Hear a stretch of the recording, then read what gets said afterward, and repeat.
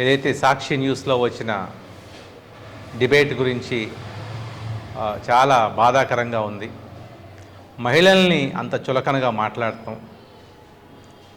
ప్రతి వాళ్ళు తలెత్తుకొని నా రాజధాని అమరావతి అని చెప్తున్న తరుణంలో అమరావతిని ఇంత దారుణంగా కించపరిచే మాటలు, మహిళల్ని కించపరిచే మాటలతోటి ప్రజలందరి మనసు ఆవేదనకు గురవుతుంది.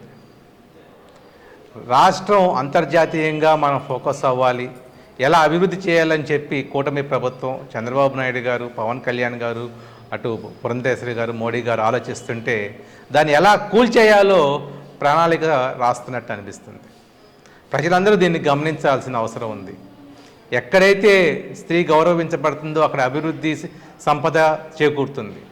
అలాగ మన రాజధాని మనం నిర్మించుకుంటుంటే మరి ఇలాంటి అనుచితమైన వ్యాఖ్యలతోటి ఇవాళ దాన్ని కొంగదీయాలని ప్రయత్నం చేస్తున్నారు. నరేంద్ర మోడీ గారి లైఫ్లో ఒక చిన్న ఇన్సిడెంట్ ఇవాళ చెప్పాలనుకుంటున్నాం మీ అందరికీ.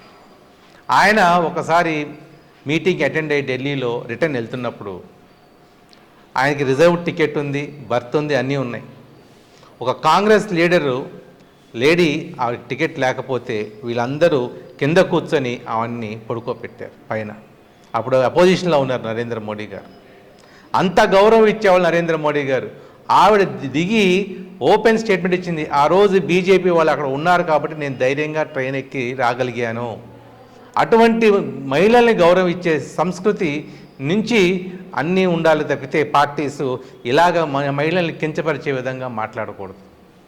అందుకే నరేంద్ర మోడీ గారు మన రాష్ట్రాన్ని, మన దేశానికి అధ్యక్షులు అయ్యారు. చంద్రబాబు నాయుడు గారు లాంటి గొప్పవాళ్ళు, పవన్ కళ్యాణ్ లాంటి వాళ్ళు మన రథసారథులు అయ్యారు. మహిళల్ని గౌరవించండి, గౌరవించడం తెలుసుకోండి. ఇలాగా అనుచితమైన వ్యాఖ్యలు చేసి మన రాజధాని యొక్క గౌరవాన్ని దిగజార్చేటట్టుగా చేయొద్దు. ఇది యావత్ రాష్ట్రం ప్రజలందరూ కూడా ఈ యొక్క మాటలకి చాలా బాధపడుతూ గాయపడ్డారన్న సంగతి తెలుసుకొని వెంటనే దీని చర్యలు తీసుకోవాల్సిందిగా కోరుతున్నాం.